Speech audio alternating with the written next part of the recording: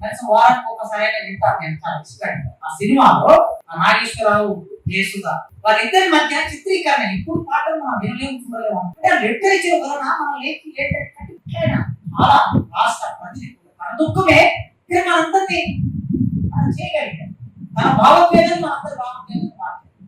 శ్రీశ్రీ ఏం చేశాడు? మనందరి భావోద్వేగం మన భావోద్వేగంగా మార్చి ఒక తరగతిని ప్రభావితం చేశాడు. మనం అందరం రాసే కథలు ఇంకా 50-60% ఉన్న శ్రమజీవులకు అర్థమయ్యే పని మనం చేయడం. చదివే కవిత తీసుకెళ్ళి ఊళ్ళో శ్రమజీవులు కూర్చోబెట్టి చదివితే వాళ్ళకి మరి ఎందుకు రాస్తున్నట్లు మీరు నేను కూడా చిన్నపాటి కవిదే ఎందుకు రాస్తున్నట్లు మనందరం అంటే మన పర్పస్ మన మధ్యతరగతి ఈ మధ్యతరగతి జీవులు సమాజాన్ని మార్చగలిగిన శక్తి ప్రభావం వేయగలిగిన ఎవరి మీద ప్రభావం అవుతారు? మధ్యతరగతి మీద ప్రభావం. చదువు వచ్చిన వాళ్ళంతా ప్రభావం. చదువు వచ్చిన వాళ్ళు కార్మిక వర్గం పక్షం ఉండేటట్టు, పేదల పక్షం ఉండేటట్టు, పోరాటాల పక్షం మనం రాసే కనుక వాళ్ళని ఆలోచన చేస్తాం. సెక్రటరియట్ లో ఎంప్లాయీస్ లేకపోతే ఆఫీస్ ఎంప్లాయీస్ స్కూల్ మనం జరిగే కవిత వలన అయ్యో ఇట్లా ఉందా అని ఆలోచన చేసి దానికి వాళ్ళ అభిమానంగా మారితే ఆ కవితలో మనం తీసుకెళ్ళే వస్తువు ఉంటుంది కదా సారం, ఆ సారానికి వాళ్ళ అభిమానం. ఆ పని మనం చేయగలుగుతాం. మధ్య చెట్లు కొద్ది ఆంధ్రప్రదేశ్లో 20-22 మంది సంబంధించి అన్ని చోట్ల యూనివర్సిటీలో పిల్లలు తీరండి. ఇక్కడ మన దగ్గర 5,000 మంది రాస్తున్నారు arts college entrance, arts college కోసం 40 సీట్ల కోసం. జస్ట్ లిటరేచర్ కి సంబంధించిన అంటే చెప్తున్నాను.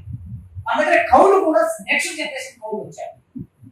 పాట గద్దర్ లాంటి పాట రాయగలిగే ఒక 1000 మంది పాట రచయితలు తెలంగాణలో ఉన్నారు.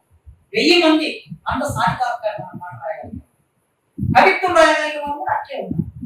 అక్కడి సమాజంలో వచ్చిన మార్పు, పోరాటాలు లేనితనం, స్పందన లేనితనం, లిటరేచర్ లేనితనం ఇప్పుడు మనం చూస్తున్నాం.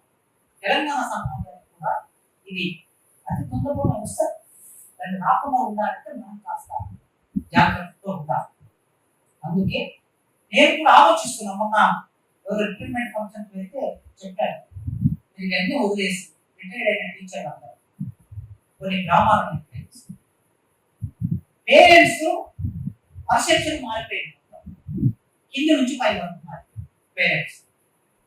ఏం పర్సెప్షన్ మారిందంటే ప్రభుత్వ పాఠశాలలో చదువు ఉండదు, మా పిల్లల్ని అందులో నేర్పిస్తే చదువు రాదు అని ఒక భావన వచ్చేసి ఈ భావాన్ని తొలగించవలసిన బాధ్యత ప్రాక్టికల్ గా తొలగించాలి.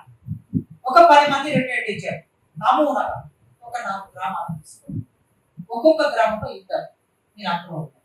మన టీచర్లు ఉంటారు, అక్కడ మన సంఘం ఉంటారు, ఆ ఊరిలో సంఘం సభ్యులతో ఉంటారు. మీరు ఇద్దరు 4 కాన్సన్ట్రేట్ చేసి ఒక 5 ఏళ్ళు పెట్టుకుందాం పై. ఆ గ్రామంలో ఉన్న పిల్లలు ప్రైవేట్ పాఠశాలకు వెళ్తున్న పిల్లలు తక్కువ ఒక కుటుంబం 2 పిల్లలు ప్రైవేట్ పాఠశాలకు పంపిస్తే 50,000 ఖర్చు చేస్తుంది. చాలా తక్కువ చెప్తున్నా సాయంత్రం 50,000 ఖర్చు చేస్తే ఒక కుటుంబం, ఒక గ్రామంలో ఒక పేద కుటుంబం 50,000 ఖర్చు చేయడం అనేది చిన్న విషయం కాదు, చాలా పెద్ద విషయం. వాళ్ళ మీద చాలా భారం.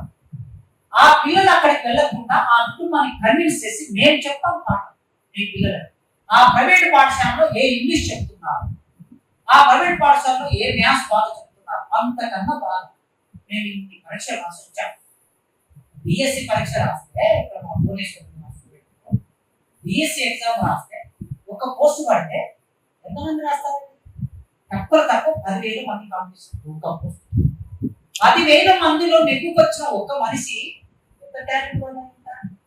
మరి టాలెంట్ ఉన్నోళ్ళు చెప్పటం లేదా, చెబితే విద్యార్థి అందుకోవటం లేదా, లేదా తల్లిదండ్రుల పర్సెప్షన్ సరిగ్గా లేదా, ఎక్కడో ప్రాబ్లం ఉన్నది. అందుకే మనం నమూనాగా ఒక మండలాన్ని తీసుకుని వర్క్ చేసుకుంటూ పోవాలి. నా టైం మొత్తం మీకు ఇస్తాను చెప్పాను నేను. అట్లా వర్క్ చేసుకుంటూ పోతే ఏమవుతుందంటే మన మాటల ఉపన్యాసాలు ఎన్ని చెప్పినా సమాజంలో ప్రాక్టికాలిటీ వేరే రకంగా. అందుకే ప్రభుత్వాలు ఏం చేస్తున్నాయి జాగ్రత్తగా ప్రభుత్వ విద్య పెట్టుకోవడానికి